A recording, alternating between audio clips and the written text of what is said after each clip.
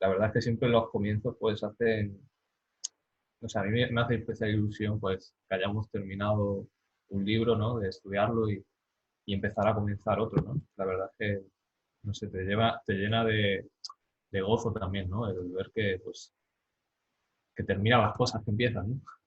Porque, claro, a veces no se termina y no sé, te da un poco de impotencia, ¿no? Porque te entra. Pero en este caso nosotros, pues bueno, estamos llevando este orden y lo estamos haciendo bien. Y, y nada, pues bueno, sin más, os voy a compartir las diapositivas. Eh, bien, voy a ver si lo puedo poner, que tengo aquí esto, me está estorbando.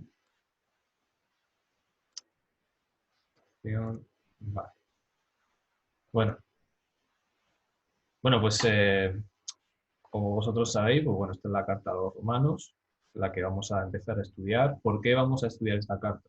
Vamos a ir hoy explicando algunas de las razones por las que la vamos a estudiar y por las que creemos que es tan importante, pero sin lugar a dudas, eh, si uno hace un panorama o hace una especie de visión general de la carta, se da cuenta de que Pablo toca muchísimos temas y vamos a ver también muchas citas históricas, vamos a ver cómo por el contexto, pues esta carta es realmente muy importante, porque Pablo, al contrario que pasa con otras comunidades que él mismo funda y que él mismo establece, eh, en este caso no fue así. O sea, Pablo escribe la carta antes de visitar a esta comunidad. Eso es lo que la distingue, esta carta, de las otras, para la que hace algo especial. Y por eso los temas de los que Pablo trata aquí son temas básicos, son temas fundamentales. O sea, por ejemplo, él cuando escribe a los Corintios, pues él ya les escribe que deben de saber ciertas cosas, que no tienen que hacer esto, les corrige, ¿no? Digamos. Pero aquí, como pasa con esta carta, lo que ocurre es que él les introduce muchas cosas, cosas que a lo mejor ellos no han entendido. Y por eso muchas doctrinas, muchas teologías se basan en lo que se escribe en esta carta. Y bueno, vamos a ir desarrollando todo esto, ¿no? Eh, bueno, aquí os pongo, vamos a ir leyendo muchas citas porque vamos a comprender un poco el marco histórico en el que se escribe, en el que se escribe la carta. Eh, no sé si, a ver si puedo, porque claro, es que tengo aquí unas notas. Dani, ¿me puedes decir si veis las notas estas de aquí debajo? Sí, ¿no? Yo creo que sí. Sí, sí, se ven. Vale. Lo vamos a ver así mejor porque también tengo aquí más notas y no me salen en la diapositiva. Así que bueno, la vamos Lo a único, dejar. lo puedes subir un poquito el cuadro, las notas, si quieres. Subir, ¿te refieres? Así. Sí, si quieres que las lean. Vale, vale. Bueno, yo creo que más o menos se ve, tampoco es una letra muy pequeña. Si no, pues bueno, yo lo voy a estar leyendo. Así que nada. Vale, la primera cosa el primer detalle interesante de la carta es que fue escrita desde Corinto, en su tercer viaje. Y esto lo podemos ver al final de la carta, él hace referencias a un tal Gallo, a un hermano, ¿no? Lo podemos ver en Romanos capítulo 16, vamos a ir a buscarlo un momentito. En el versículo 23 dice, os saluda Gallo, que me hospeda a mí y a la iglesia, ¿no? A toda la comunidad. Y luego a otra persona que se llama Erasto, tesorero de la ciudad y el hermano cuarto. Bueno, este Erasto también era de Corinto. O sea, estos son personas, si nosotros vamos a Primera de Corinto, capítulo 1, verso 14, ahí encontramos, fíjate lo que dice. Doy gracias a Dios de que a ninguno de vosotros he bautizado sino a Crispo y a Gallo. Entonces vemos ahí cómo este Gallo pues era uno de los primeros, cuando Pablo fue a Corinto, pues uno de los que bautizó y, y se nota pues, que él estaba escribiendo desde Corinto, ¿no? Y por su encomio a Febe, a quien Pablo describe como una creyente que había prestado servicios especiales a la iglesia de Cencrea, el puerto marítimo oriental de Corinto. O sea, él en esta carta hace varias menciones a varios hermanos que se sabe que eran de allí, ¿no? De esa zona. Y fijaos, muchos eruditos ubican esta visita a fines del año 57 y comienzos del 58. Y justamente en ese momento, el que está, digamos, reinando en todo el imperio es el emperador Nerón. O sea, esto lo podéis corroborar mirando en Wikipedia, en muchas fuentes. Yo también voy a dar citas de un libro que ahora lo enseñaré, que es un libro que tengo un libro del año 2000, de historia, ¿no? Son varios tomos. Y bueno, ahí también se dan todos estos datos, ¿no? Pero algunos prefieren una fecha más antigua, ¿no? Bueno, algunos difieren, siempre hay diferencias entre las fechas, ¿no? En los diferentes historiadores siempre debaten. Pasó 3 meses en Grecia y entre esos 3 meses, pues digamos que él pues escribió la carta, ¿no? Eso lo podemos ver en Hechos 20 de 1 al 3, que bueno, lo voy a poner aquí, lo voy a poner con el programa este, aquí con otro programa. A ver si os lo puedo compartir. Vale. Bueno, estamos aquí y vamos a Hechos 20 del 1 al 3. 20. Esta es la textual, la tercera versión. Dice, cuando cesó el alboroto, Pablo mandó llamar a los discípulos y después de exhortarlos, se despidió y salió para Macedonia. Luego de recorrer aquellas regiones y exhortarlos con extensas conversaciones, llegó a Grecia. 3 meses después, al surgir un complot contra él por parte de los judíos, cuando estaba a punto de embarcarse, tomó la decisión de regresar por Macedonia. Bueno, entonces estuvo 3 meses por Grecia. Y fijaos, entre quienes le acompañaban estaba Gallo, y que ya hemos visto que esta persona pues, estaba en la comunidad de Corinto, ¿no? Que debe ser la otra ciudad pues, cercana, ¿no? Y bueno, pues está bien conocer todos estos detalles, ¿no? Ver un poco pues, desde dónde, bueno, para situarnos un poco, ¿no? Sobre todo, en la historia y ver cómo era esta situación. Que Pablo pues estaba siempre, en ese tiempo estaba continuamente viajando, ¿no? Prácticamente, a diferentes ciudades, diferentes comunidades, estableciendo, la mayoría de ellas las estableció él mismo, ¿no? Pero algunas como la de Roma no fueron establecidas por él. Y recordemos que él pues también tenía, digamos que su enfoque principal era no solo los judíos, porque también tenía que ir a las diferentes ciudades a hablar con los judíos, ¿no? Con los hermanos de aquella región, sino pues, precisamente a los gentiles, ¿no? El Señor le había, digamos, elegido para esa misión concreta. Leemos, cuando Pablo escribió la epístola estaba por regresar a tierra de Israel, pues llevaba una contribución de las iglesias de Macedonia y Acaya para los pobres que había entre los creyentes de Jerusalén. Entonces vemos aquí, bueno, esto lo dicho lo leemos en la carta. Vamos a leer Romanos 15, 25, 26. Leemos un momento.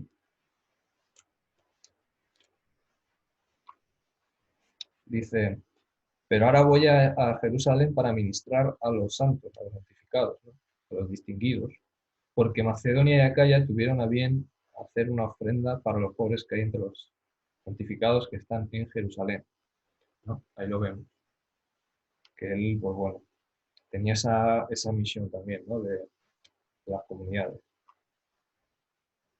Hechos, pues leemos en Hechos 19-21, también lo podemos ver. Esto también lo podemos ver. Es bueno comparar porque muchos de los datos históricos ya en el Nuevo Testamento ya están, ¿no? Entonces, no hace falta tampoco irse más lejos. 19-21 dice, pasadas estas cosas, Pablo propuso en su espíritu, en su ánimo, ¿no? en sus pensamientos, ir a Jerusalén después de recorrer Macedonia y Acaya. Decía él, después que haya estado allí, me será necesario ver también Roma, ¿no? Y ahí vemos como ya él tenía esta idea, que lo vamos a leer hoy, esta intención de ir a Roma, ¿no? O sea, que él tenía pues ese deseo, ¿no? ¿Por qué? Porque en Roma había habido una comunidad judía muy importante, como vamos a ver ahora. Cuando Pablo escribió esta epístola, probablemente no le puso ningún título. Bueno, esto es sobre el título, ¿vale? Normalmente en el texto griego el título que aparece más antiguo es Pro Romaius, es decir, a los romanos, ¿vale? A los romanos. Y luego en manuscritos posteriores se puso, bueno, la epístola de Pablo, el apóstol, a los romanos. Pero bueno, eso no es muy importante. Pasamos a otro detalle, que es esto es algo que hemos puesto, yo he puesto hace nada, hace un rato. Bueno, Dani me ha pasado un dato. Y bueno, lo he sacado de la Wikipedia, me parece muy bueno, que es otro, al final son motivos, o sea, es un motivo de la carta, de por qué se escribe, son motivos importantes. Claudio había ordenado que todos los judíos se fueran de Roma, mediante un decreto promulgado en el 49, principios del 50, después de la era común, ¿no? En el año noveno de su reinado, el biógrafo e historiador romano Suetonio corrobora este destierro de judíos de Roma, ¿no? Bueno, es algo que está corroborado por diferentes historiadores. Esto probablemente, esto ya lo pongo yo, lo comento, que esto provocó un distanciamiento, porque ahora vamos a leer en la cita, en el PDF que tenemos, eh, como hubo una especie de disputa entre la comunidad de creyentes que está empezando a crecer en Roma, que no sabemos, o sea, por lo menos no me ha dado tiempo a ver eh, quién llegó allí, a quiénes predicó, quiénes fueron los primeros, pero sí que ya en aquel tiempo, cuando hubo esta expulsión, ya había una comunidad de creyentes en Yehoshua y, pues, digamos que tuvieron una disputa con los judíos, ¿no? Y por eso, de hecho, vamos a ver ahora que por eso dicen que fueron expulsados, ¿no? O en parte debido a eso. Lo que explica el por qué Pablo hace énfasis en esta carta que ellos no son mejores que los judíos y la identidad hebrea del Evangelio. Esto es muy importante. Esto explica ese hecho. Por eso Pablo hace énfasis en eso y en que ellos no se deben considerar como mejores que ellos, ni mucho menos. A ver, que... Vale. Shalom, Sonia. Vale. El audio se oye un pelín bajo. ¿Lo demás lo escucháis bien? Bueno, más o menos se escucha, pero yo creo que si lo puedes subir de alguna manera, pero si no, sí se escucha, se escucha más o menos bien. Vale, vale. Bueno, si me lo pego se escucha mejor. Vale. Ok. Uy. Bueno, vamos a continuar, ¿no? Vamos a leer esta cita, ¿vale? Que tengo aquí en el PDF, o la voy a compartir de este libro. Bueno, bien, vale, está justo aquí. Dice aquí el nacimiento, ¿vale? Este libro, ¿cuál es? Este libro es la Carta a los Romanos, bueno, de este señor, Ulrich Wilkens. No sé por qué, pero los alemanes tienen muy buenos libros. No sé por qué. De ediciones Sígueme, que esta también es una editorial muy buena, tiene muchos libros, es de la Universidad de Salamanca, ¿vale? Vamos a la página 25, que es donde está la cita. Dice aquí, un punto firme de partida en la pregunta acerca de la historia del nacimiento del cristianismo romano, ¿no? Nosotros sabemos que modernamente el cristianismo no tiene nada que ver con lo que surgió en aquel tiempo, ¿no? En principio todo parece indicar que tuvo su origen en el círculo del judaísmo romano, entre los judíos, obviamente, porque de otro modo resulta inexplicable el motivo de la expulsión de los judíos por el emperador Claudio en el año 49. Sobre esto informa Suetonio, expulsó de Roma a los judíos porque estos, agitados por Cristos, No te provocaban veo. constantemente motines. No, todos estamos en la clase. ¿Se escucha? Un segundito que voy a silenciar aquí. Vale. Ahí está. Ujú. Vale. Con el nombre de Crestos mencionado aquí, Suetonio piensa indudablemente en un judío romano de ese nombre al que él o su fuente consideró como el instigador de aquellos motines, pero esto, bueno. El caso es que básicamente aquí podemos ver como que hubo una especie de, debido al Mesías, porque bueno, aunque ellos, aunque seguramente pensaban, bueno, ¿de qué Crestos es este, no? Que están hablando, ¿no?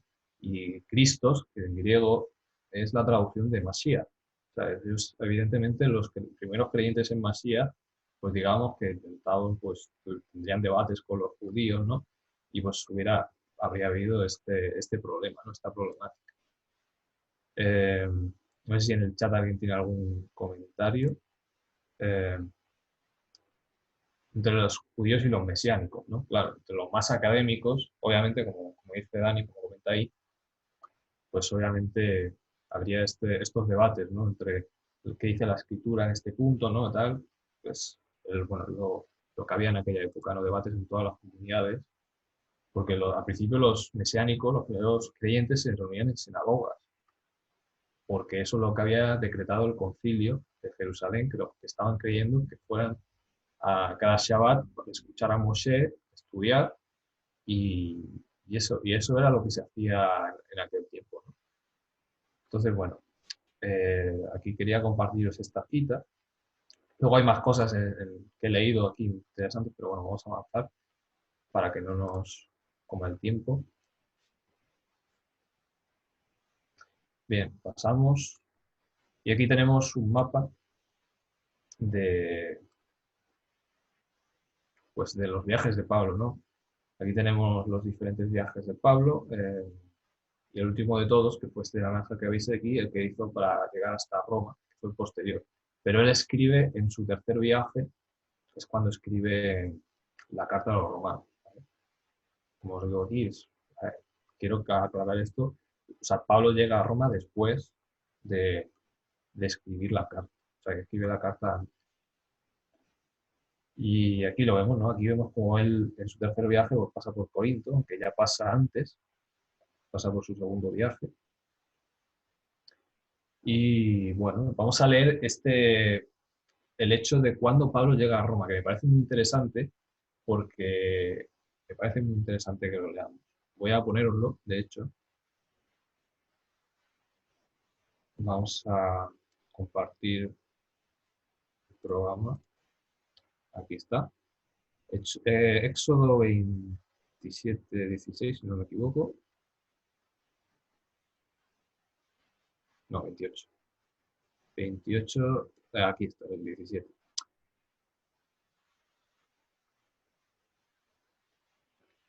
Parece que a veces el ordenador se me revela.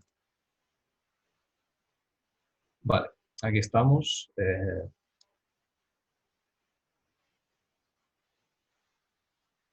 Bueno, aquí dice, cuando entramos en Roma se le permitió a Pablo vivir aparte con un soldado que lo custodiaba. O sea, él estaba yendo arrestado porque había, en ese contexto, pues ya es cuando le arrestan, ¿no? Digamos, y lo van a llevar a Roma para ser juzgado, eh, y para tener audiencia con el emperador, ¿no? Porque él era ciudadano romano y lo había solicitado. 3 días después aconteció que él convocó a los más prominentes de los judíos y cuando se reunieron les dijo, yo varones hermanos, a pesar de no haber hecho nada contra el pueblo ni contra las costumbres de nuestros antepasados, esto es interesante, ¿eh? Esto es muy interesante porque siempre se dice, y en todos los libros, bueno, en la mayoría de los libros hechos por cristianos o por creyentes, siempre se dice que Pablo estaba en contra de la tradición judía, en contra de la ley de Moisés, incluso dicen, pero realmente, fijaos, lo estamos leyendo, o sea, él no está en contra de muchas de esas tradiciones, solo de lo que estaba en contra de la Torah, que es lo que él intenta aclarar siempre en sus casos. Pero él mismo, aquí lo podemos ver, o sea, él no estaba en contra de nada de eso. Dice, he sido entregado preso desde Jerusalén en manos de los romanos, los cuales, después de interrogarme, querían soltarme por no haber en mí ninguna causa de muerte. Pero al oponerse a los judíos me vio obligado a apelar a César porque no tenía de qué, porque no porque tenga de qué acusar a mi nación. Así que por esta causa os he llamado para veros y hablaros, pues por la esperanza de Israel llevo encima esta cadena. La esperanza de Israel se refiere al Mesías, ¿no? y a la resurrección de entre los muertos. Entonces ellos le dijeron, nosotros no hemos recibido cartas de Judea acerca de ti. Y fijaos, cartas de Judea, porque muchas veces cuando se habla en las escrituras, que ya lo hemos dicho, de judeanos, de judíos, o sea, en griego dice, realmente se refiere a judeanos. O sea, aquí vemos la prueba. Ni ha venido ninguno de los hermanos denunciando, hablando algo malo de ti. Pero consideramos conveniente oír de ti lo que piensas, porque respecto a esta secta nos he sabido que en todas partes se habla en contra de ella, ¿no? Y les fijó un día y vinieron muchos a donde él posaba, y desde muy temprano hasta la tarde, testificando fielmente, les explicaba el reino de Dios y los persuadía acerca de Josué, apoyándose tanto en la Torá de Moshe como en los profetas. Y algunos eran persuadidos por los que decía, pero otros no. Y estando en desacuerdo unos con otros, se decidieron luego que Pablo añadiera una palabra más. Bien habló el Ruach HaKodesh por medio del profeta Isaías a vuestros padres diciendo: Ve este pueblo y di, oyendo iréis, pero de ningún modo entenderéis, y viendo veréis, pero de ningún modo percibiréis. Porque el corazón de este pueblo fue endurecido, y sus oídos oyeron pesadamente, y cerraron sus ojos, no se han quedado con los ojos, y oigan con los oídos, y entiendan con el corazón, y se arrepientan, y yo lo sano. Bueno, esto está mal, realmente está mal traducido, pero bueno, no vamos a meter en eso. El caso es que estaba escrito que pasa que es en otro contexto también, ¿no? Lo que sucede, Jeremías le habla al pueblo que en ese momento está en rebelión contra Dios, no está en idolatría y en estas cosas, ¿no? Pero es interesante que él cita esto como también aplicado a ese momento, ¿no? A esa época. Y es lo que muchas veces nos pasaba, le ha pasado a nuestro pueblo, ¿no? A Israel, que hemos sido duros de servir, ¿no? Como dice la escritura que somos, ¿no? Se ha pues notorio que a los gentiles ha sido enviada esta salvación de Elohim. Ellos oirán, ¿no? Ahí lo vemos. Porque, bueno, esto es lo que siempre hacía Pablo, ¿no? Realmente en cada comunidad él siempre iba primero a los judíos, como vemos, y luego después pues, empezaba a hablar a los gentiles, ¿no? A los que estaban interesados, obviamente, en conocer acerca de esto. Bien. No sé si algún hermano quiere comentar algo.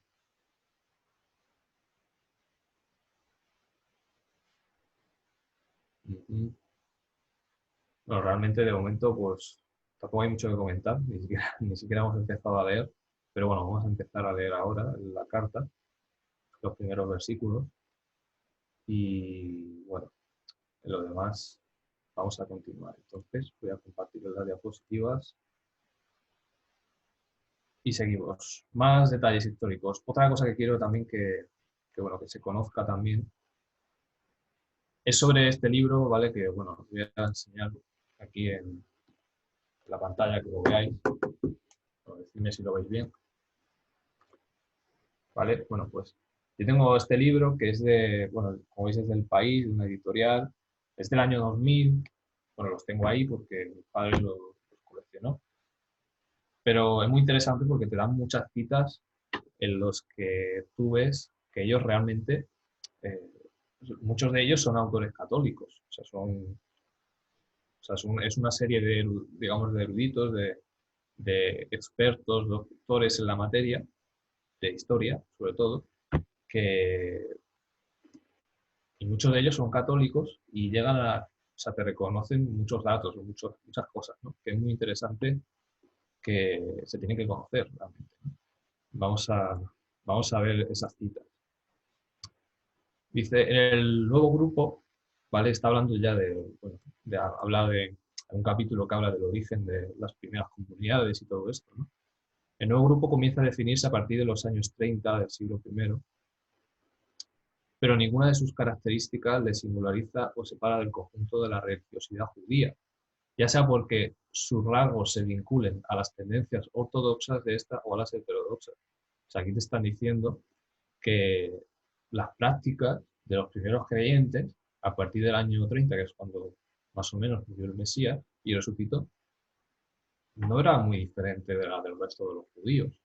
O sea, ellos te lo están reconociendo. Luego dice, Los cristianos así, o los mesiánicos, ¿vale?, asisten con regularidad al templo y cumplen todas las prescripciones y observancias de la Torá con el mismo rigor con que lo hacen los más piadosos entre los hebreos, los fariseos.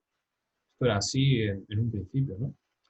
Y fijaos que te lo pone en relación con los fariseos, porque es que de hecho lo que el Mesías enseñaba estaba más de acorde con los fariseos que con el resto de los grupos, a pesar de que ellos tenían tradiciones, mandamientos de hombres, etcétera, pero muchas de las cosas que ellos hacían estaban en concordancia con la Torá, la mayoría de las cosas que ellos hacían. Eso es muy importante, este dato. Y dice, las sectas judías no están radicalmente separadas de la ortodoxia. Las sectas judías, sobre todo, pues, se refiere a estas comunidades, ¿no?, que empiezan a surgir dentro de los judíos que creen en Yahushua. Tienen en común la creencia en un solo Dios, o sea, la unicidad, esto es importante, y aceptan parte de la liturgia oficial. O sea, fijaos todas estas citas de este libro que corroboran que efectivamente, pues en un principio, no había una diferencia tan abismal o que dejaran de guardar ciertos mandamientos y tal. O sea, ellos te reconocen todos estos datos, ¿no? Muy importante. Y bueno, os he puesto aquí leer acerca de Pablo versus Jacobo, que aquí el problema que tiene este libro, claro, te dicen eso, y luego te dice que Pablo es el que empezó, digamos, a producir esa separación entre lo que pensaban digamos que él empezó a decir, bueno, pues no hay que circuncidarse, no hay que hacer esto, no hay que hacer lo otro. ¿Por qué? Por un malentendido de sus cartas. Que esta es una de las razones por las que queremos estudiar también Romanos, ¿no? Para que pues, se entienda que realmente no está diciendo nada en contra de la Torá, y él mismo lo dice, lo acabamos de leer, ni siquiera en contra de muchas de sus tradiciones. O sea, para que veáis la dimensión de todo esto, ¿no? No sé si tenéis algo que comentar, pero yo creo que vemos por dónde vamos a ir, ¿no? Por dónde van los tiros en el estudio de esta carta. Me parece fundamental comprender todo esto.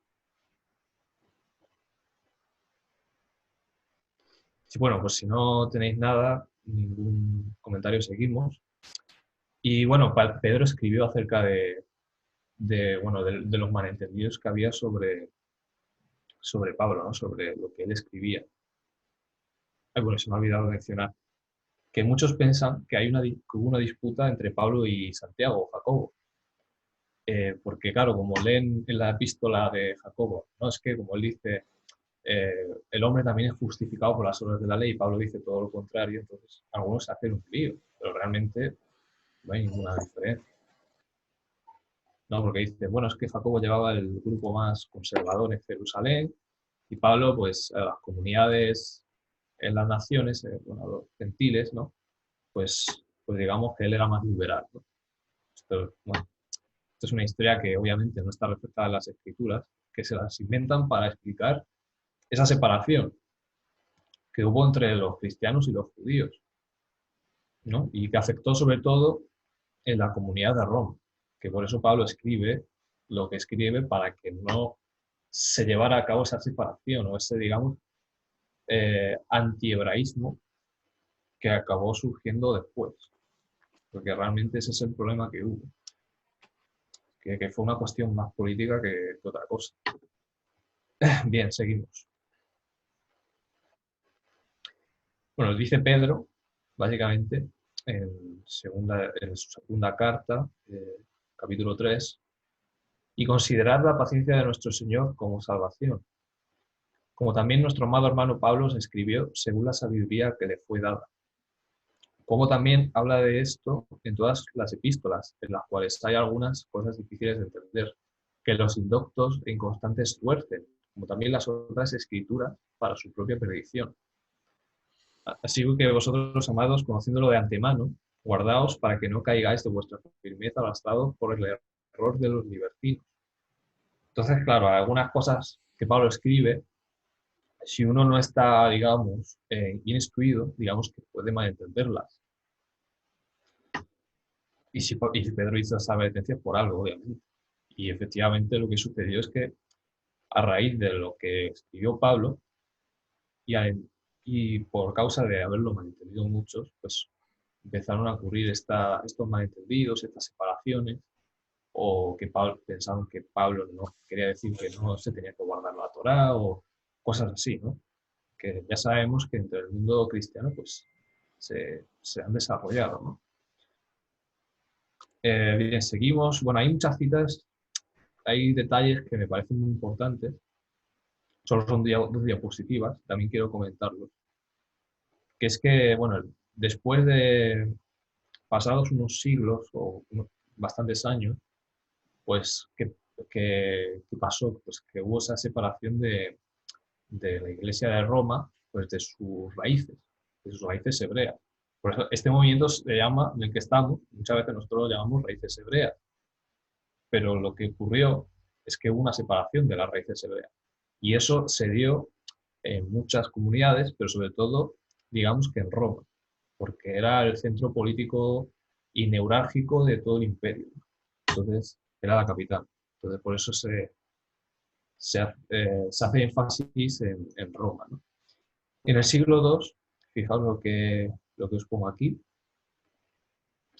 dice, en las actas del martirio de San Ignacio y las cartas de este padre apostólico se habla de los obispos como autoridades eclesiásticas dignas del mayor respeto, ¿no? Este San Ignacio, bueno, era de Antioquía, pero bueno, da una serie de detalles interesantes. Dice, las diversas epístolas aparecen frases como la siguiente. Os conviene concurrir en el parecer del obispo, como ya lo hacéis, porque vuestro renombrado presbiterio quiere decir anciano, o sea, el anciano que lideraba la comunidad, vuestro renombrado presbiterio digno de Dios, tanto armoniza con su obispo como las cuerdas de una cítara, ¿vale? Por lo tanto, es evidente que debemos mirar al obispo como al mismo Señor. Bueno, él dice varias cosas y es curioso que no solo hubo una deshebraización de la escritura en esas comunidades, sino que hubo como una especie de monarquización. Por eso pongo monarquización, porque digamos que como que la cabeza o el líder cogió una preeminencia excesiva y se le dio demasiada autoridad. Y por eso vino después lo de los obispos, el obispo de Roma, que luego fue llamado papa, todo esto, ¿no? Luego de esto surge la Iglesia Católica. Y esto se empezó a desarrollar en aquel tiempo. La doctrina de los 12 apóstoles, la Didache, un documento correspondiente a algún momento del siglo II, no presenta un encumbramiento total de los obispos. Y esto también de la misma época, para que veáis que, digamos que cohabitaban, quizás no en las mismas comunidades, pero había comunidades que se estaban deshebraizando más y otras que, digamos, eran más conservadoras y conservaban todos los elementos de la escritura, incluso elementos de la tradición. Hay muchas citas sobre eso, ¿no? pero este detalle pues también es bueno. No es apostólico el documento, su autor es desconocido, como generalmente se concuerda en que sus antecedentes son sirios, proviene del mismo ambiente y de las mismas condiciones de las supuestas cartas de Ignacio. Ahí lo vemos. Seguimos leyendo. Bueno, aquí pongo lo que significa presbítero. Por ese mismo tiempo, Clemente Romano, como también Ireneo de León, unos 90 años más tarde, declaran que los dirigentes de la Iglesia de Roma aún eran llamados presbíteros. Es decir, no eran llamados obispos, que connota pues, más autoridad o más algo superior, que era, como que era alguien superior a los demás y que tenían que hacerle caso sí o sí, sino que eran pues, el anciano, el que lleva más tiempo, tiene más experiencia, que se le da respeto, pero no quiere decir que sea superior a los demás, ¿no? Es diferente.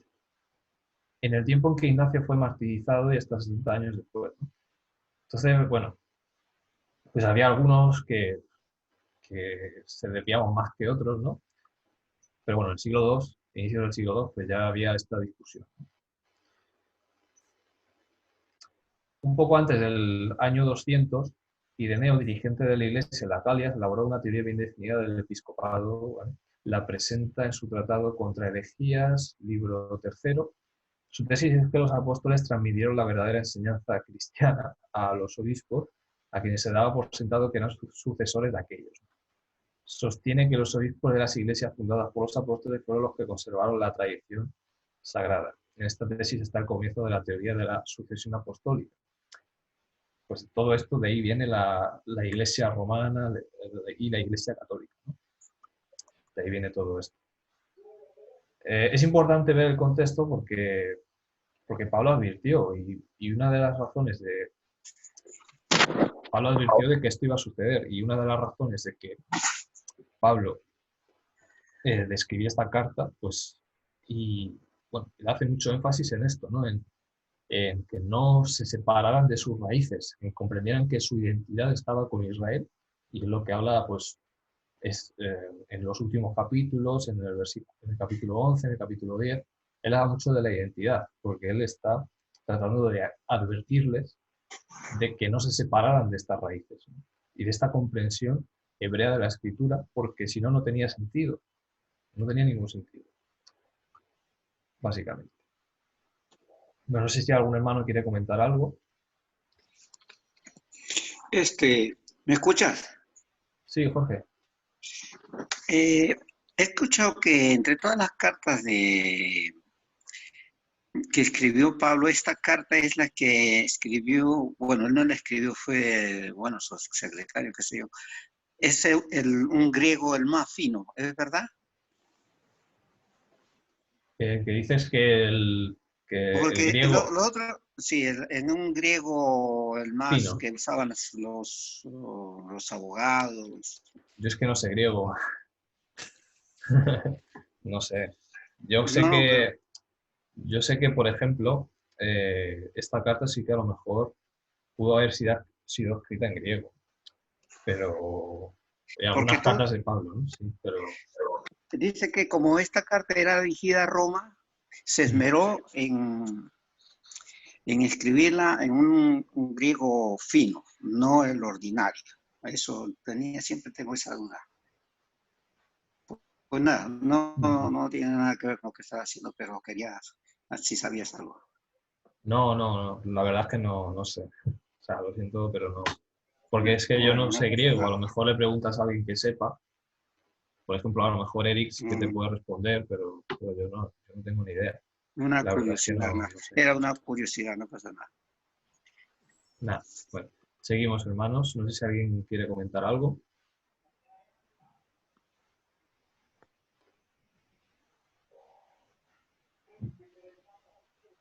Esta deshebraización viene por lo que mencionaste.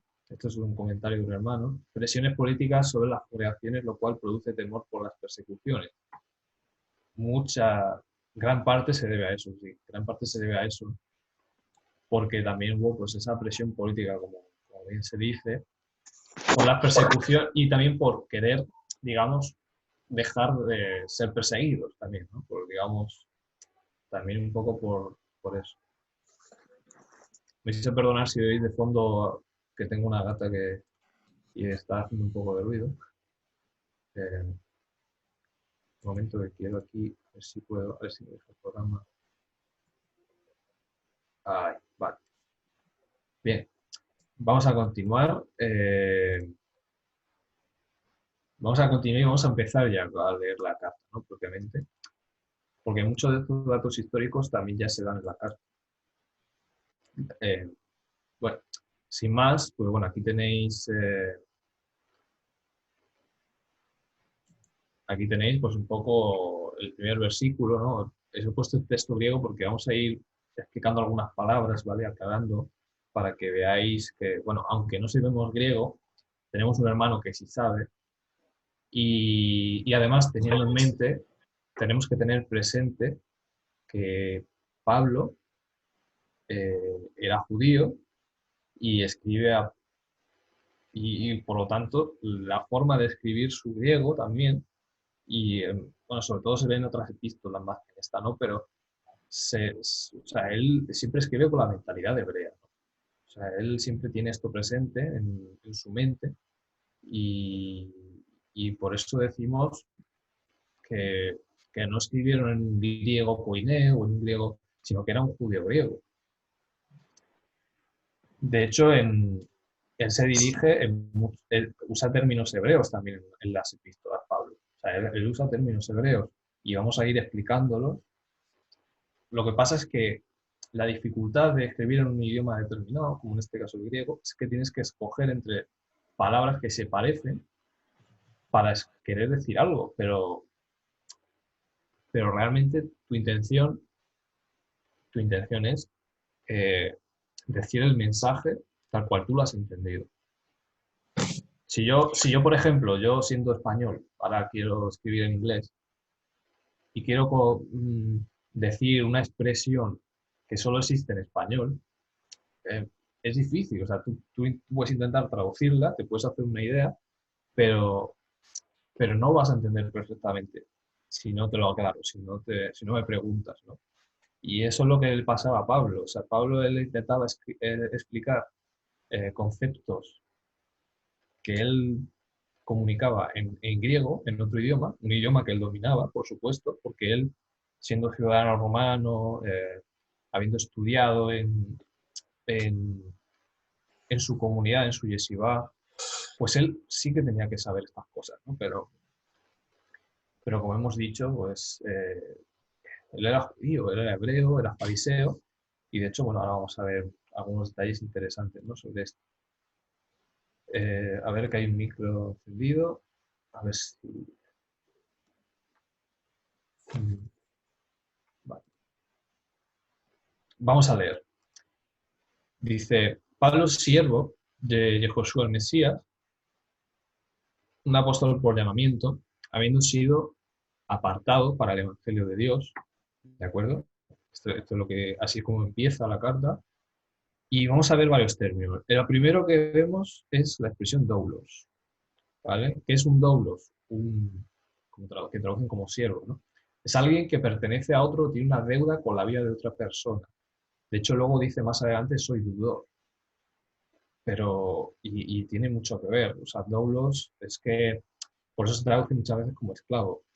Pero en este caso se refiere a que el Mesías, al habernos comprado y redimido con su cuerpo, con el derramamiento de su sangre, pues nosotros contraemos una especie de deuda con él y por eso, en parte, nuestra vida se debe única y exclusivamente a partir de que nosotros le aceptamos, pues a él, ¿no? Todo ha sido, y nosotros entendemos que todo ha sido hecho de él, por él y para él.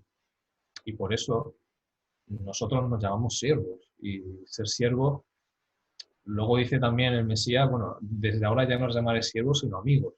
Pero eso es cuando uno ya llega a una comunión muy íntima con él, ¿no? Y bueno, entonces ese es el sentido. Luego tenemos otra palabra aquí, que es apóstolos. Apóstolos, como pongo aquí abajo, viene del hebreo shalía. O sea, digamos que es la palabra que usó Pablo para tratar de explicar esto, ¿no? Bueno, hay que usarlo los evangelistas, ¿no? También para traducirlo. Que significa, pues, emisario, embajador. Y lo curioso que tiene un shalía es que es un representante que está investido de toda la autoridad de la persona, ¿no? Entonces, a la que está representando. Y eso es lo que un poco también puede llevar a confusión de por qué los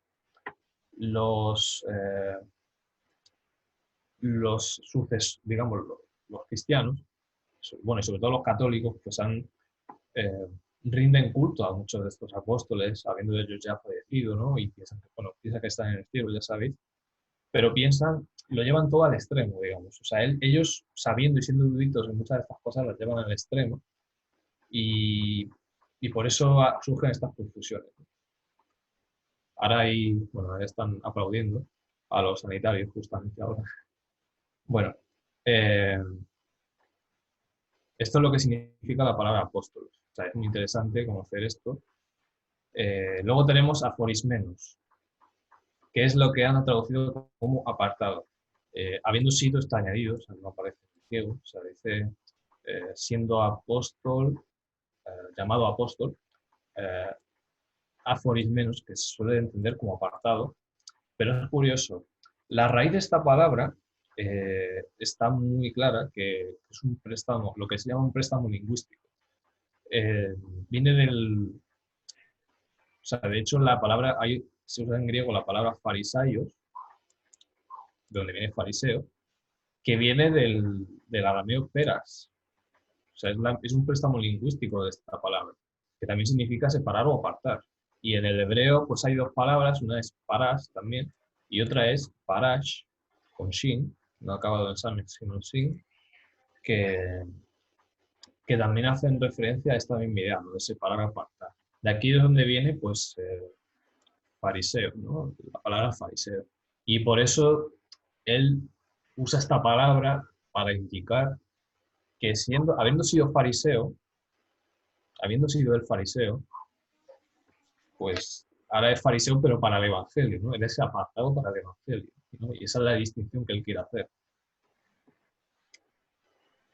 Y dice del evangelio de Dios, es decir, pues, el anuncio del que es bueno de Dios, ¿no? Del Elohim. Elohim, que es el amor de Dios, ¿no? Es el atributo que designa, pues, el amor de Dios. No sé si algún hermano quiere comentar algo, si nos seguimos.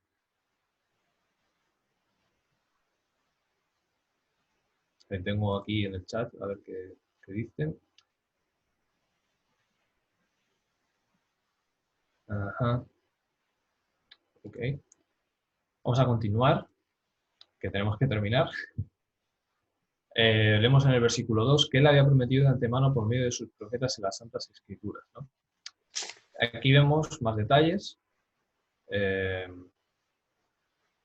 Vale, Santas Escrituras, pues una manera de designarlo en hebreo, hay varias maneras, ¿no? En la que, bueno, se hace referencia al Antiguo Testamento, porque evidentemente él está hablando del Antiguo Testamento, ¿no? No estaba escrito el Nuevo Testamento, ¿no? Él lo estaba escribiendo sus cartas. Se denomina Kitvei HaKodesh, ¿de acuerdo? En hebreo, que significa escritura de la santidad. Y Mikra también es otra manera de designarlo, que es la lectura, ¿no? Algo así, sería como la lectura o el llamamiento a la lectura, ¿no? Porque viene de Kara, que es llamar. Y luego Tanaj, que bueno, es un término posterior, pero que designa pues, los tres conjuntos del Antiguo Testamento, ¿no? Que son Torá, profetas y escritos, que incluye por los salmos y todo, ¿no? Seguimos con el... Bueno, vamos a leer Tito 1 y 2 para leer esta... Porque él también, bueno, habla de que estaba profetizado por los profetas, pero también habla de que Pablo, cuando él escribe,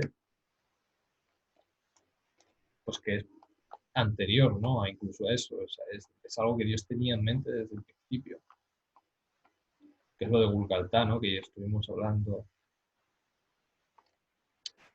en Tito, a ver si lo encuentro. Es una carta pequeña que le escribe a esta persona en particular. Y fijaos que es muy poco común, que le escribiera a esta persona en particular. O sea, siempre solía escribir a Timoteo. Bueno, no sé si algún hermano la tiene. Dani la tiene, si la puedes leer. Tito 1 y 2. Sí, la leo. Sí. De Pablo, un esclavo de Dios y apóstol de Yehoshua, conforme a la fidelidad de los escogidos de Dios y al conocimiento pleno de la verdad que es según la piedad, acerca de la esperanza de la vida eterna que Dios, que no miente, habiendo prometido desde antes del principio de los siglos. Antes del principio de los siglos. Fijaos, ¿no? Ahí lo vemos, ¿no? Acerca de la esperanza de la vida eterna. Esto era lo prometido por los profetas, ¿no? Que él básicamente está diciendo lo mismo, pero con otras palabras, ¿no? Y vemos en el versículo 3 que dice acerca de su hijo, ¿no? Ya hemos hablado mucho de Ben, Bar, ¿no? Estas palabras en hebreo, que significa hijo o heredero, bueno, que es digamos que es la imagen visible de Dios, la manifestación pequeña del Eterno, ¿no? Que es un concepto hebreo, sobre todo arameo, ¿no? Que es lo que hemos estado hablando, ¿no? Acerca de su hijo, nuestro Señor, Josué Hamashiach, del linaje de David según la carne. Bueno, aquí unos apuntes que hay que hacer. Voy a poner esto aquí. Bueno, ahora vamos a comentar lo de la palabra Señor, que también es interesante. Según la carne, ¿vale? ¿Qué significa? Bueno, el linaje de David primero. ¿Qué significa que sea de la simiente de David? Porque esto también es tema de debate para muchos, ¿no? Vamos a Juan 7, 42. ¿Vale? Vamos a ir ahí un momento. 7:42. Que lo tengo por aquí.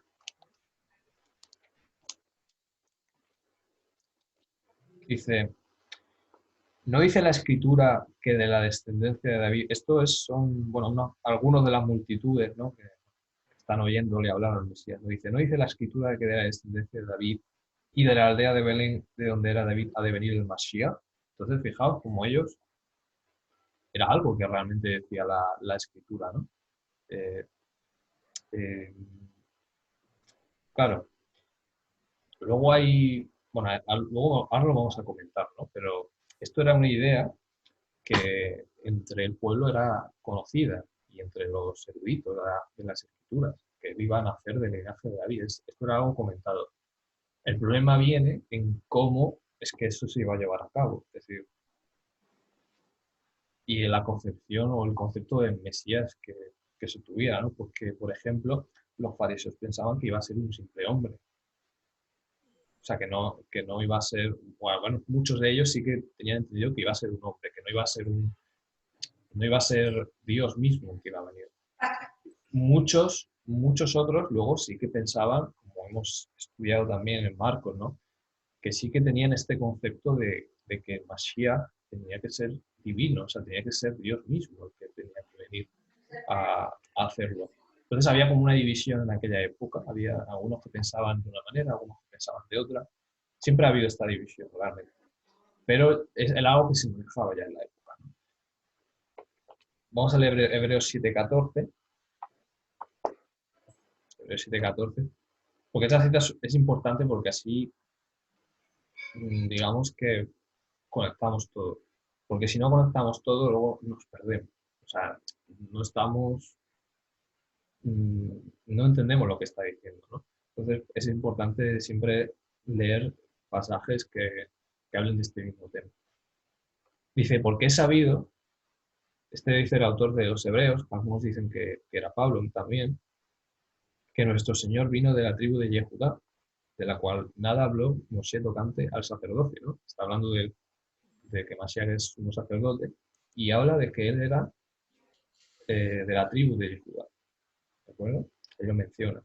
Y de hecho en Apocalipsis 5:5, que no lo vamos a leer, dice que él era, no, o sea, se le dice a Juan, no temas porque el león de la tribu de Judá ha vencido, ¿no? O sea, está claro que la Escritura habla de que hace mucho énfasis en que él es descendiente de la simiente de David, ¿no? Pero claro, descendiente ¿cómo? Descendiente, obviamente ya lo hemos visto que no literalmente, sino que digamos que él nació en el seno de una familia que pertenecía a la tribu de Judá por parte de José. Incluso es posible que Miriam también fuera descendiente de David, pero o sea, no era literalmente un descendiente, porque él, como hemos explicado, pues no hubo una contribución por parte de ningún padre, o sea, sino que pues, hablamos de esa semilla, que lo más símil en el ser humano de la semilla es el cigoto. Es así como se reprodujo, ¿no? Entonces, bueno, esto convenía yo creo aclararlo. También se habla en las genealogías de Mateo y de Lucas 3, pues estos tratan de explicar que el Mesías, yo creo que se refiere, ¿vale? Esto es ya la opinión mía, pero creo que se refiere a, por ejemplo, Mateo 1, pues está hablando de la genealogía de José, Lucas 3 está hablando de la de Miriam, porque evidentemente no son las mismas, son genealogías que no cuadran y por eso muchos dudan del Evangelio. Pero bueno, es un tema que se podría estudiar en otro momento, ¿no? Bien, seguimos. Dice, según la carne. ¿Qué significa la expresión según la carne, ¿no? Que en griego es katasar. Bien, esto es otro tema también. Vamos a leer, bueno, no lo vamos a leer, porque si no se nos va el tiempo, pero o sea, si vosotros vais aquí a Romanos 8, que ya lo leeremos, se usa de un modo no exactamente igual al que se usa por ejemplo, en Romanos 9:5, que sí que habla de, pues parecido, ¿no? Del linaje, habla del Mesías, ¿no? También. Pero vamos a ir a 2 de Corintios 2:16, porque muchos entienden, cuando leen según la carne, piensan, bueno, está hablando de que vino en nuestra semejanza, es decir, con el mismo, o sea, con el mismo cuerpo, ¿no? Cuerpo humano, carnal, ¿no? Y pecaminoso. Pero resulta que no.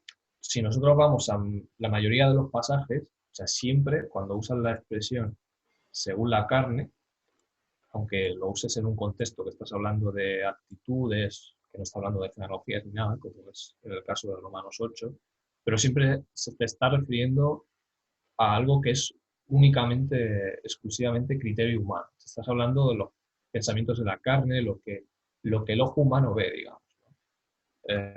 Según criterios mundanos, no pongo aquí. Criterios mundanos o humanos. Segunda de Corintios 2:16. Vamos a leer esto. Sí, me parece muy bueno. Porque es así como nosotros tenemos que ver al Mesías. Segunda de Corintios capítulo 2, versículo 16. Dice...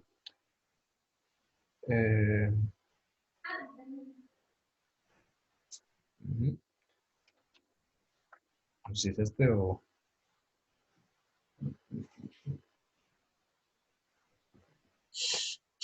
Creo que no puede ser eso. Porque, claro.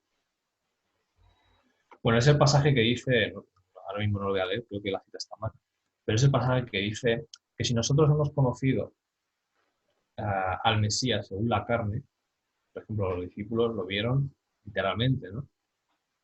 Físicamente, o sea, lo vieron con sus ojos, aunque no entendieran muchas de las cosas que dice, por eso dicen según la carne, es decir, según su propio criterio lo vieron así. Pero dice Pablo que más ahora ya no lo vemos así, ya no lo conocemos según la carne.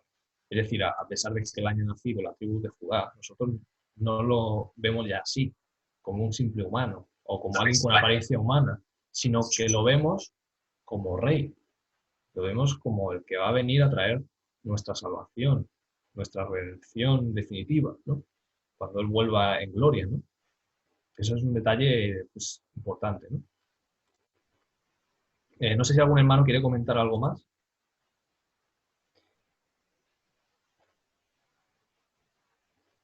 Bueno, ha citado Daniel el pasaje, que era el capítulo 5 de 2 de Corintios, de manera que de nosotros ahora, de ahora en adelante, ya no conocemos a nadie según la carne.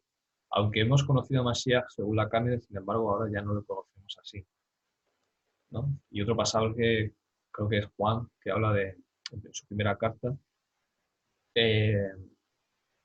cuando le veamos como Él es, nosotros seremos como Él es, ¿no? O sea, cuando le contemplemos como Él es, seremos como Él es, porque cuando Él venga, pues vamos a verle como Él es y vamos a ser transformados a su imagen y semejanza, ¿no?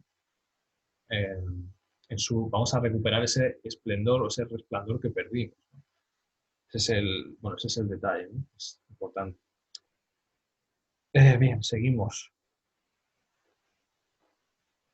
Pasamos al versículo 4, que dice Pablo, sigue diciendo, fue designado o declarado Hijo de Dios con poder conforme al Espíritu de Santidad por su resurrección de entre los muertos. Y vamos a leer un par de pasajes importantes para entender este versículo también. Por cierto, que ahora vamos a hablar de que era, en el contexto del Imperio Romano, ser hijo de Dios. O sea, que se decía al emperador, ¿no? Ahora lo vamos a ver. También es importante. Bien, tenemos Hechos, os lo voy a poner aquí. Vamos a ver, Hechos Yo creo que lo vamos a dejar en el versículo 7, no nos va a dar tiempo a ver todo, si no se nos echa el tiempo encima. Y ya seguiremos el próximo día, pero vamos a leer esto. Esto está en el 13.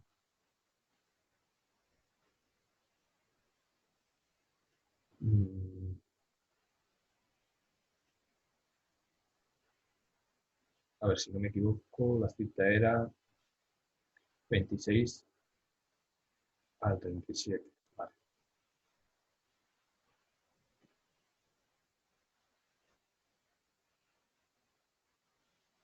Bueno, aquí lo veis.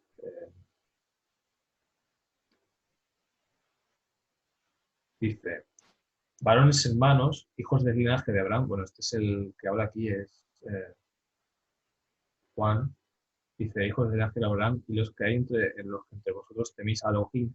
Para nosotros fue enviada la palabra de esta salvación, porque los que habitan en Jerusalén y sus gobernantes, no reconociendo a este ni las voces de los profetas que se leen cada Shabbat, las cumplieron al condenarlo. O sea, cumplieron ellos mismos las escrituras, ¿no? Y no hallando causa alguna de muerte, pidieron a Pilatos, se me ha ido esto, de básico, pidieron a Pilato que lo mataran, y cuando cumplieron todas las cosas que habían sido escritas acerca de él, bajándolo del madero, lo pusieron en un sepulcro. Pero Elohim lo levantó de entre los muertos.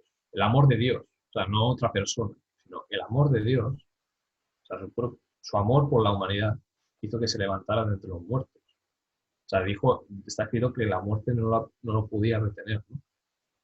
Y se apareció durante muchos días a los que subieron juntamente con él de Galilea a Jerusalén, los cuales con sus testigos son sus testigos ante el pueblo. Nosotros también os traemos las buenas nuevas de la promesa que fue hecha a los padres. Pero pues Elohim lo ha cumplido a nosotros, sus hijos, resucitando a Yehoshua, como también está escrito en el Salmo 2. O sea, él está citando el Salmo 2. Dice, mi hijo eres tú, yo te he engendrado hoy. Y aquí dice Juan que lo aplica a la resurrección. O sea, este pasaje, este hecho, que fue declarado hijo de Dios. O sea, Pablo cuando dice fue designado hijo de Dios, se está refiriendo a este Salmo, o sea, el Salmo 2, que dice, mi hijo eres tú, yo te he engendrado hoy. ¿De acuerdo? O sea, es importante eso. Y que lo levantó de entre los muertos para nunca más volver a corrupción. Lo ha dicho así. Os daré las misericordias fieles y fieles promesas hechas a David. Por lo cual también dice en otro salmo, no permitirás que tu santo vea corrupción. Porque David ciertamente, habiendo servido al propósito de Dios en su propia generación, durmió y fue sepultado con sus padres y vio corrupción. O sea, David no hablaba de sí mismo. Pero aquel a quien Dios levantó no vio corrupción. ¿De acuerdo? Entonces ese es el pasaje que os quería leer. Muy importante, pues que cuando leemos mi hijo eres tuyo, te he engendrado hoy, no está hablando de otra persona, está hablando consigo mismo. Lo que pasa es que él escribió esto antes y cuando él se levanta, digamos que los ángeles son los que leen las declaraciones que él mismo escribe. Esto es algo muy importante, ¿no? Entender. Los ángeles son ministradores. La ley fue dada por manos de un mediador. Dios usa mucho esto, ¿no? O sea, estas ideas, estas formas de hablar, de hablarse como consigo mismo, ¿no? Porque hijo ya hemos explicado que es como el rostro pequeño, ¿no? O sea, la manifestación menor de Dios. No quiere decir que sean personas diferentes. De hecho, hemos leído, creían en la unicidad. O sea, es que no pensaban diferente del resto de los judíos, ¿no? Y luego tenemos Apocalipsis 1:18, que dice lo mismo, que él es el linaje de David, ¿no? Que habla, bueno, de este tema, bueno, y de hecho, dice ahí, pues, vamos a ver, ¿no? Bueno, ahí de hecho se ve muy claro que él es Dios, o sea, en este pasaje, Apocalipsis 1:18. Vamos a leer.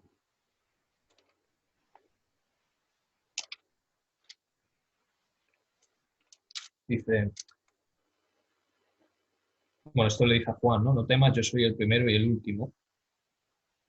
Esto, el que lo dice en el Antiguo Testamento, o sea, en los profetas, es el propio Dios, o sea, no lo dice otra persona. El que vive, estuve muerto, pero vivo por los siglos de los siglos y tengo las llaves de la muerte y del Hades, ¿no? Pero ahí lo vemos muy claro, ¿no? Del Hades, es decir, del sepulcro. Bien, no sé si algún hermano quiere comentar algo. Hasta aquí. Voy a leer el chat. Me tarda esto en cargar el chat.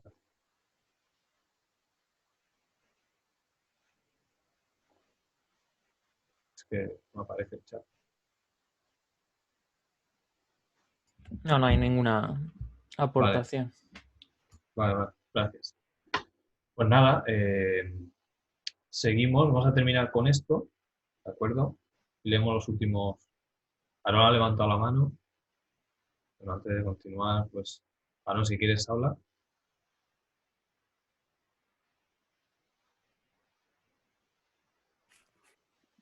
Pero no me has quitado el micro, ¿no? Me lo he quitado yo. Pero habla.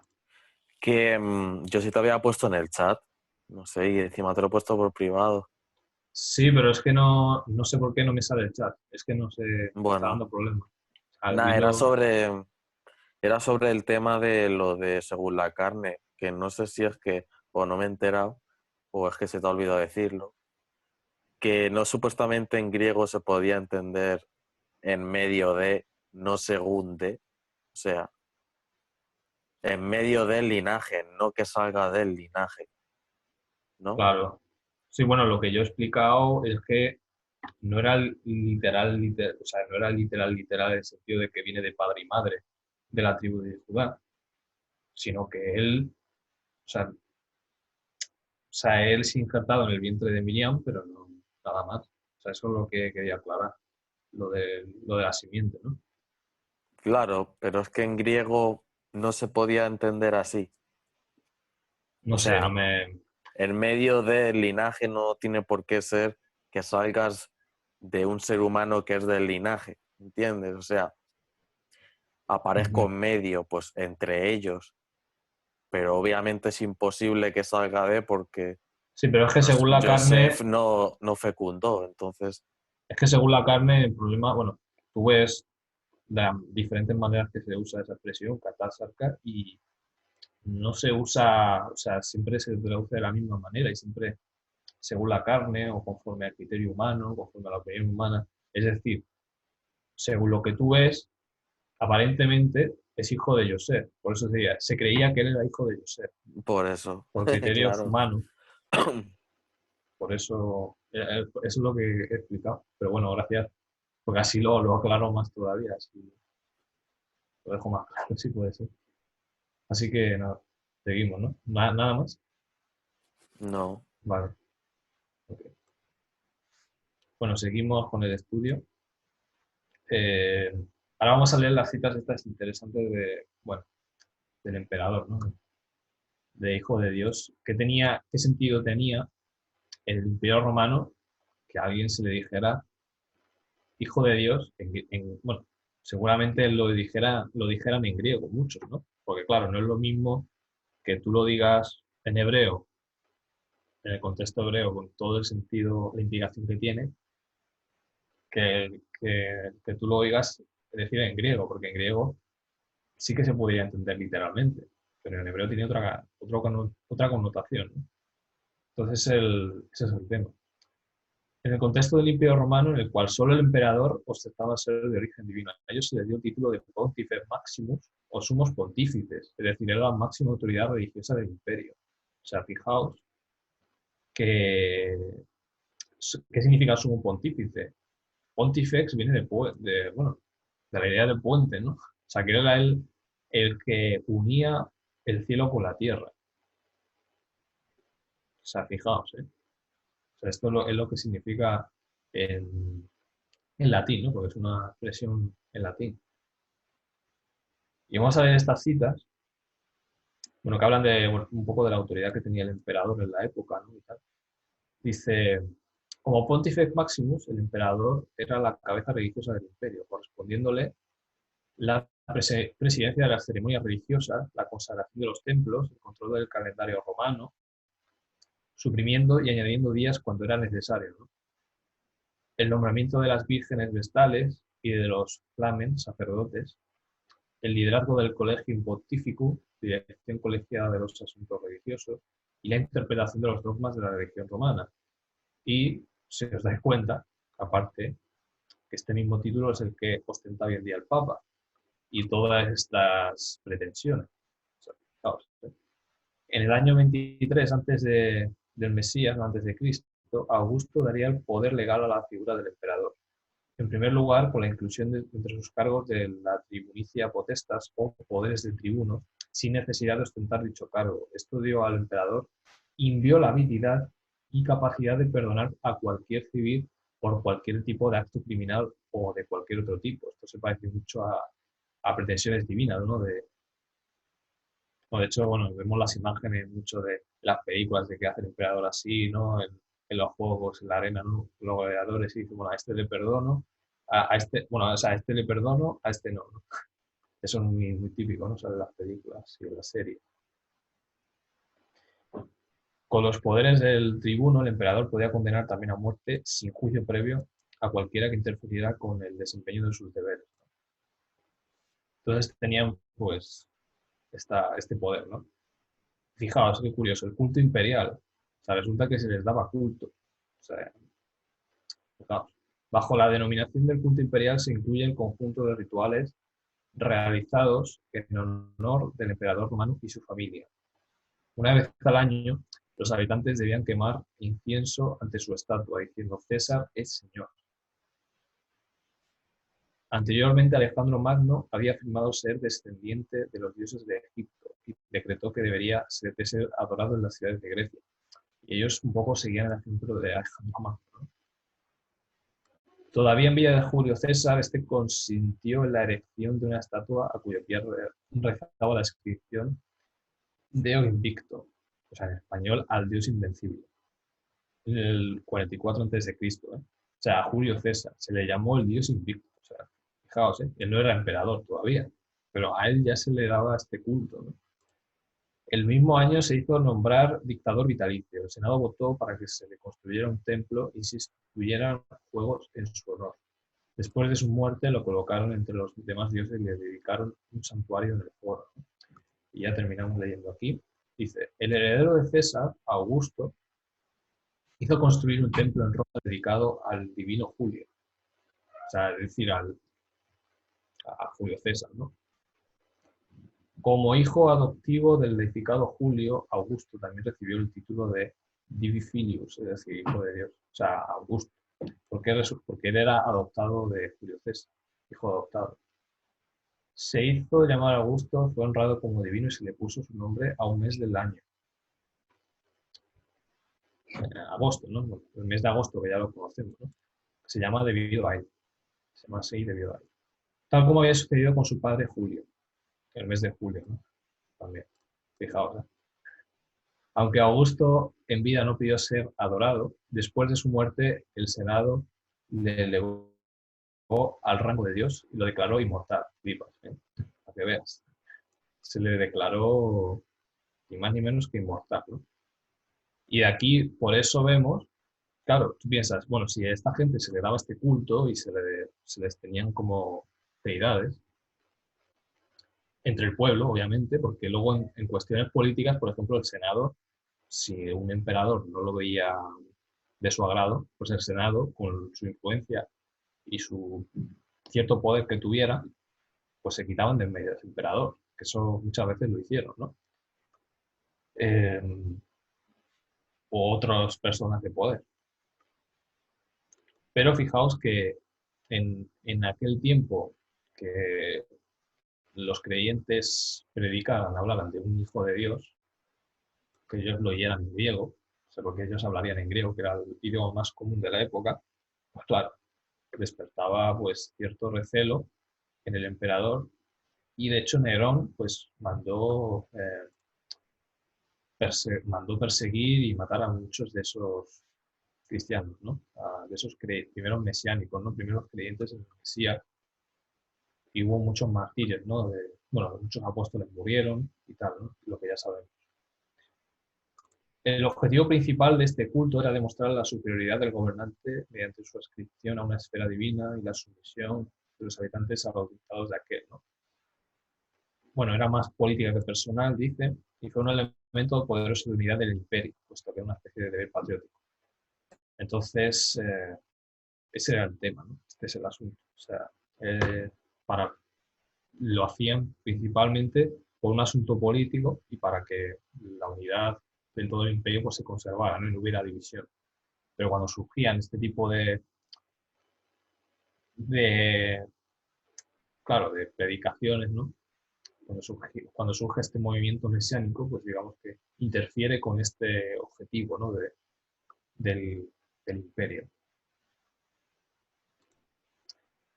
Y bueno, otra cita también que he encontrado muy interesante, porque Pablo habla de la resurrección, ¿no? Dice, no es apropiado intentar trazar una explicación del hecho de la resurrección. Esto es un historiador secular, ¿no? Dice, no está en manos del historiador impugnar o establecer su realidad.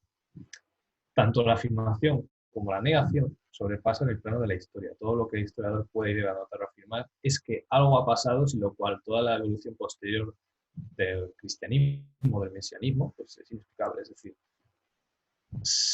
algo ha tenido que pasar para que haya un movimiento tan bestial, que crezca tan rápido, que haya provocado pues, una inestabilidad impresionante en el imperio, ¿no? Digamos, prácticamente. Eso es lo que quiere decir.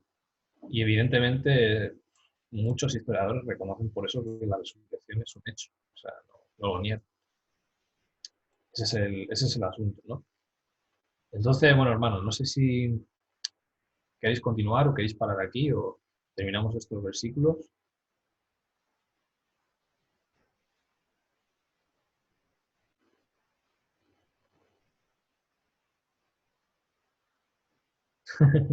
Bueno, si queréis termino y ya está. Y, bueno, vamos a terminar esto y ya lo dejamos, ¿no? Que haya hora y media, bueno, casi una hora y media. Vamos a terminar esto. Entonces, bueno, Pablo sigue escribiendo, ¿no? Sigue en la carta y dice, por medio del Mesías, ¿no? Que ha resucitado, de nuestro Dios, ¿no? Pues vamos a ver. Por medio del cual recibimos la gracia y el apostolado. Obviamente el apostolado, pues ya hemos dicho que era para unos individuos concretos, a los que el Mesías instruyó personalmente, individualmente, en específico. O sea, hoy en día que haya gente que se llame apóstoles, pues bueno, vaya atrevimiento, ¿no? O sea, claro, es curioso porque solamente los que él mismo, con los que, digamos, él mismo tuvo contacto directo, fue a los que nombró apóstoles. Y el apóstol Pablo se le mostró personalmente también, ¿no? Digamos. Para obediencia de la fe entre todos los gentiles por causa de su nombre, ¿no? Entonces, bueno, aquí vemos obediencia de la fe, es decir, ya sabemos el concepto de emuná, ¿no? Que es ese depósito de vida eterna que Dios pone en nosotros, a través del cual nos va educando, nos va enseñando, todo eso, ¿no? Todo lo que implica y obviamente el fruto de la emuná es la obediencia. Por eso se habla de la obediencia de la fidelidad. O sea, porque la emuná produce obediencia, es decir, no va a producir algo diferente. Eso es lo que va a producir. Entre los cuales también estáis vosotros, entre los gentiles, entre las naciones. ¿Por qué? ¿Por qué dice que estáis entre los gentiles? Porque ya no son gentiles, evidentemente. Ya no son gentiles. Entonces, Pablo ya desde el principio les empieza a decir que estáis entre los gentiles, estáis entre las naciones. O sea, como si no fueran parte ya de ellas. Él desde el principio ya está haciendo énfasis en la identidad que ellos tienen como parte de Israel. O sea, él ya desde el principio. Ese es el detalle, ¿no? Llamados a ser de Yehoshua HaMashiach, ¿no? Porque por eso ahora somos siervos de él, ¿no? Porque él nos ha redimido, ¿no? A todos los que estéis en Roma, nos ha reconciliado. Nos ha reconciliado, es importante. A todos los que estéis en Roma, amados de Dios, amados de los Elohim, llamados, bueno, aquí dice, traducen muchas versiones, llamados a ser santos, ¿vale? Llamados santos en griego, o sea, no, esto está añadido. Gracias a vosotros y paz de Elohim, nuestro Abba, nuestro Padre, es decir, esto se puede leer como es decir, del Señor Yehoshua HaMashiach. Y bueno, aquí pongo una nota que, hay que tenerla en cuenta.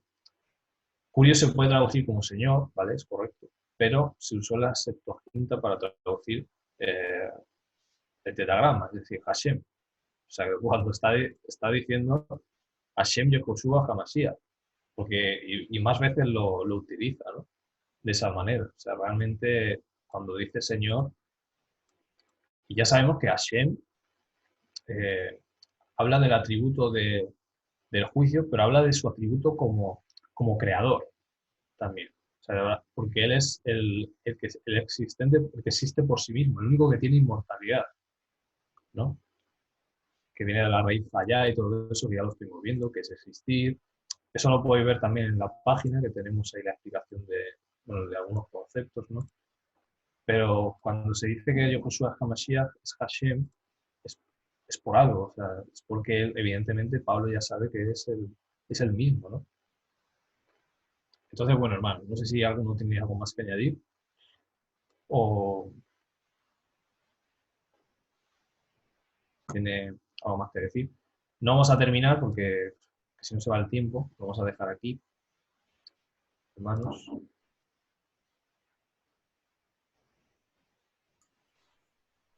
No, yo creo que todo bien. Y bueno, la verdad que esta carta a los romanos es de vital importancia para nosotros. De hecho, es una de las cartas más teológicas de Pablo, ¿no? En la que Pablo explica pues el pecado del hombre, ¿no? La justificación, el perdón, Sí, sí. el plan divino del Eterno con Israel, ¿no?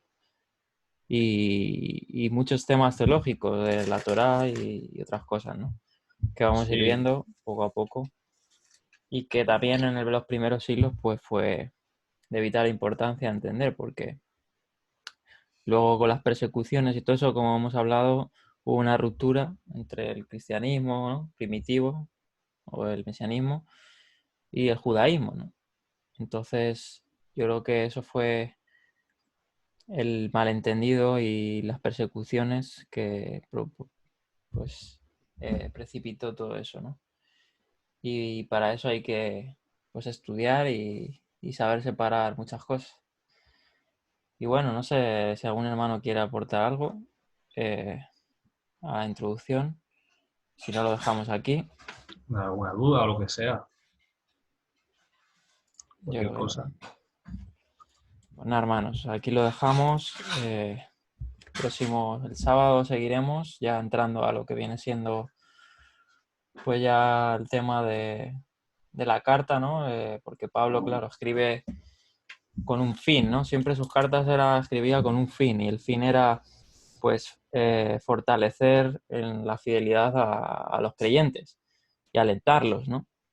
Y en este caso pues vamos a empezar a estudiar pues el plan de Dios con el hombre y bueno, el tema de que el hombre es pecador, tanto el judío como el gentil, que todos están bajo pecado, ¿no? Y cómo Pablo va explicando todo esto, ¿no?